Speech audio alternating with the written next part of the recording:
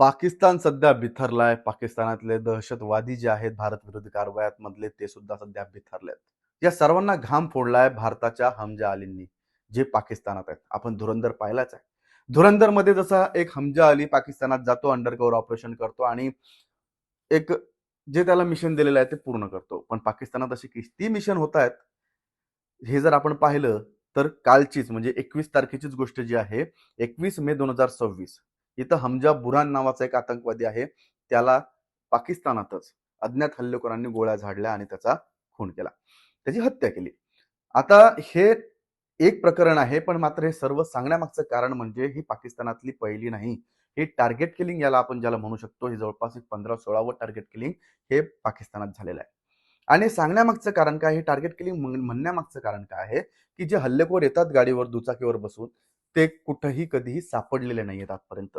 2022-23 पासून जो हा सिलसिला चालू झाला आहे पाकिस्तानात, त्यातल्या एकाही कार्यवाहीचा किंवा एकाही हत्येच्या प्रकरणातला आरोपी सध्या पाकिस्तान सरकारला शोधता आलेला नाहीये, पाकिस्तानच्या एजन्सीजला सुद्धा शोधता आलेलं नाहीये. नेमकं हे काय घडलंय, कोणाकोणाचा आतापर्यंत या सर्व याच्यात जीव गेलाय आणि पाकिस्तान मात्र कसं हतबल झालंय ते आजच्या एका व्हिडिओमध्ये पाहणार आहोत. नमस्कार, मी अभिषेक गावंडे आणि तुम्ही पाहताय लेट्स मराठी. मार्च 2025 मध्ये अबू कताल उर्फ फैजल नदीम याची पाकिस्तानातल्या झेलम भागात हत्या झाली. तो लष्कर ए तय्यबाचा महत्वाचा एक ऑपरेशनल कमांडर मानला जात होता. जम्मू काश्मीर मधल्या अनेक हल्ल्यांच्या कटात त्याचं नाव होतं. तो एका बैठकीनंतर परतत असताना अज्ञात हल्लेखोरांनी त्याच्यावर गोळीबार केला. 11 ऑक्टोबर 2023 ला येऊयात आपण. शाहिद लतीफ याची पाकिस्तानातल्या सियालकोट मध्ये हत्या झाली. 2016च्या पठाणकोट एअरबेस हल्ल्याचा तो प्रमुख सूत्रधार मानला जात होता. मशिदीत नमाज पठण करत असताना तिथं 2 बंदूकधारी आले आणि त्यांनी त्याच्यावर गोळ्या झाडल्या आणि त्याच्यासोबत आणखी एक व्यक्ती होती, ती सुद्धा त्या हल्ल्यात ठार झाली. नंतर ते बंदूकधारी जे होते ते तिथून गायब झाले. त्याच्यानंतर 2024 मध्ये खालिद रजा याची फेब्रुवारी 2024 मध्ये कराचीमध्ये हत्या झाली. तो काश्मीर मधल्या एका कट्टरपंथी नेटवर्कचा भाग होता. बाईकवर आलेल्या अज्ञात हल्लेखोरांनी त्याच्यावर जवळून गोळीबार केला. आता अशी माहिती ही पाकिस्तानी माध्यमांनी दिलेली आहे. त्याच्यानंतर शेख युसुफ आफ्रिदी याच्यावरही पाकिस्तानात प्राणघातक हल्ला झाला. त्याचं नाव सीमापार म्हणजे पाकिस्तानातून भारताच्या इकडे म्हणजे आतंकवादी दहशतवादी कृत्य केले जातात, त्याच्यात त्याचा हात होता. त्याचबरोबर झिया उर रहमान, मोहम्मद कासिम आणि रियाज अहमद या 3 जणांवरही विविध ठिकाणी हल्ले झाले, गोळीबार झाला आणि संशयास्पद त्यांचा मृत्यू झाला. नंतर येऊयात मुफ्ती कैसर फारूक. हा कट्टरपंथी प्रचारक होता आणि भारत विरोधी भाषणांसाठी ओळखला जायचा. 2024 मध्ये त्याच्यावर मशिदीजवळच गोळीबार झाला. तो नमाजानंतर बाहेर पडत असताना 2 हल्लेखोरांनी त्याला लक्ष्य केलं. या घटनेनंतर कट्टरपंथी नेटवर्कमध्ये मात्र प्रचंड भीती पसरली. नंतर अब्दुल रहमान मक्की हा एक लष्कर तोयबाचा वरिष्ठ नेता आणि हाफिज सईदचा मेहुणा होता. 2023 मध्ये त्याचा मृत्यू झाला. असं म्हणतात की त्याचा हृदयविकारामुळे जरी मृत्यू झाला असं सांगत असेल पाकिस्तान सरकार, मात्र त्याच्या मृत्यूभोवतीचा संशय कायम होता आणि अनेक अहवालांनुसार त्याचा मृत्यू हा नैसर्गिक नव्हता असा दावा करण्यात आला. काहीतरी वेगळंच मेडिकल इंजेक्शन असेल किंवा काहीतरी वेगळंच त्याला पद्धतीने त्याची हत्या झाली. त्यानंतर नाव समोर आलं ते हंजला अदनान. हा लष्कर ए तोयबाशी संबंधित होता. अदनानवर डिसेंबर 2023 मध्ये कराचीत हल्ला झाला. तो एका वाहनातून जात असताना 2 अज्ञात हल्लेखोरांनी त्याच्यावर जळून गोळ्या झाडल्या. घटनास्थळीच त्याचा मृत्यू झाला. या घटनेनंतर पाकिस्तानातील अनेक दहशतवादी संघटनांनी आपापल्या नेत्यांची सुरक्षा वाढवल्याचं वृत्त समोर आलं. आता मोहम्मद रियाज हा दहशतवादी फंडिंग नेटवर्कशी संबंधित एक व्यक्ती. 2024 मध्ये त्याच्यावरही अज्ञात हल्लेखोरांनी गोळीबार केला. तो एका बैठकीसाठी जात होता आणि तेव्हाच ही घटना घडली. त्याला गंभीर जखमी अवस्थेत रुग्णालयात दाखल करण्यात आलं, मात्र त्याचा मृत्यू झाला. आता हा सेम जो आपण पॅटर्न पाहिला, हा पॅटर्न आपल्याला धुरंधर मध्ये दिसतो, जिथं अक्षय खन्नात सोबत रणबीर कपूर जो आज हमजा अली मदारी म्हणून जो त्याला गाडीत मारायचा प्रयत्न करतो त्याच प्रकारे.